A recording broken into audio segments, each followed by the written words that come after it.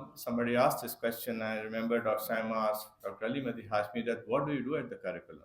The PMDC and the HEC does not stop you from creating any innovation in that curriculum. So if you talk about the Institute of Psychiatry, the WHO introduced this very important document which is called as the MH-GAP.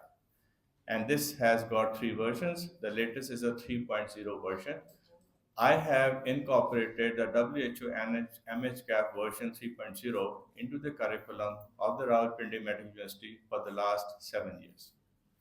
So where there's a will, there's always a way. You don't have to stop doing something good work. So when I get my medical students in my clinical teaching, all of them are well aware about this MHGAP, which is launched in 90 countries and it was launched in 2013 in Pakistan at the Institute of Psychiatry in Rawalpindi Medical University.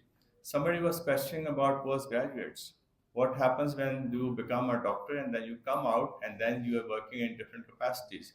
Some go out of the country, but at the moment, as of now, when I'm talking, because I'm also the dean of the College of Physicians, dean psychiatry at the CPSP, so there are 374 students who are doing their post graduation in psychiatry. I'm talking across the country.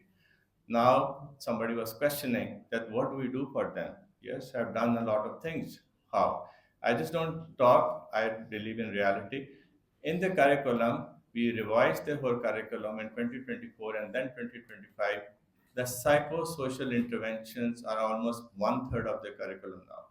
So when you talk about the WHO psychological first aid translated in Urdu, when Usman talked about the problem management plus another psychosocial intervention translated in Urdu, I have incorporated both into the curriculum of the postgraduates. So Dr. Saima was asking this question, what do you do? Now all postgraduates who are doing this post-graduation are well aware about the psychosocial interventions. Coming to this aspect of this important topic that with psychiatrists, how many we have, I've got a certified details because when I became the dean, the first question I had because the federal minister asked me in one of the talk shows or in one of the media conferences, tell me what is the right number. The number of certified psychiatrists in Pakistan by the CPSP comes to 764. You add the other people who are doing their MD in different universities, this is about 900. So 900 psychiatrists cannot look after this huge population and this huge burden of the mental health. Yes, there is this slide which says that you have got psychologists, which are 10 times more because they've got more universities, they cover their course earlier. Yes, that's the answer that you cannot hold the mental health just in your own hands. You must let other people, and therefore I was using the word of not access to health services, it should be an integrated access to health services. Why? Because Usman just showed you this wonderful program that we started almost years back on the directives of the President House because they wanted to do something at the grassroots level.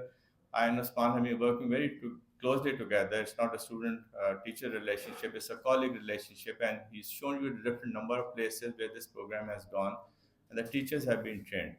Now, coming lastly, why these teachers are very important? Because your problem starts in the childhood. The problem starts in the adulthood. So therefore, I'm very happy that now the WHO and the ministry do not only quote the name of NCDs, non-communicable diseases, they write NCDs and mental health. So I think when mental health came into prominence, this was 2001, the first report of the WHO dedicated to mental health.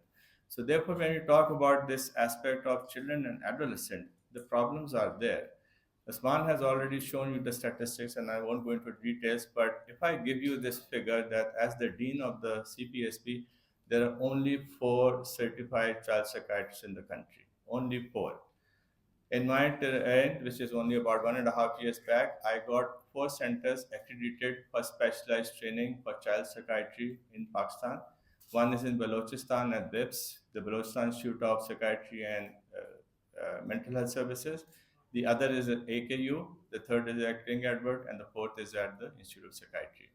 Now, the people who are into this terrain of becoming certified child psychiatrists are only nine, which are going to appear in the clinical exam in December.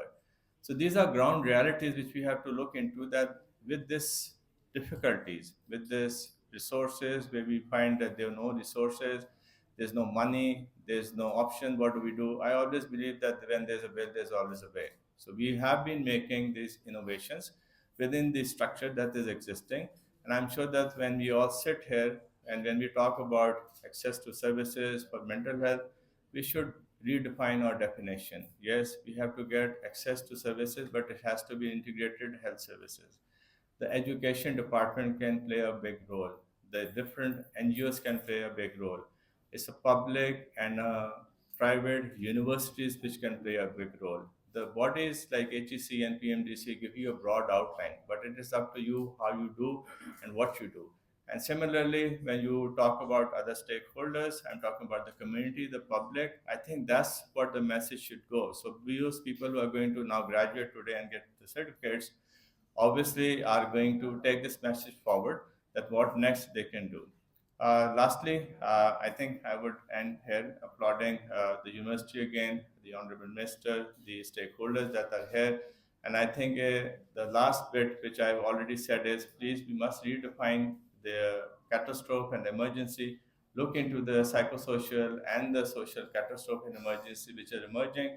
And I'm glad that the government is drafting the national Participant mental health policy. I'm organization part is an of that. NGO, And we have while keeping incorporated safeguarding the all these base elements into it. Thank for you.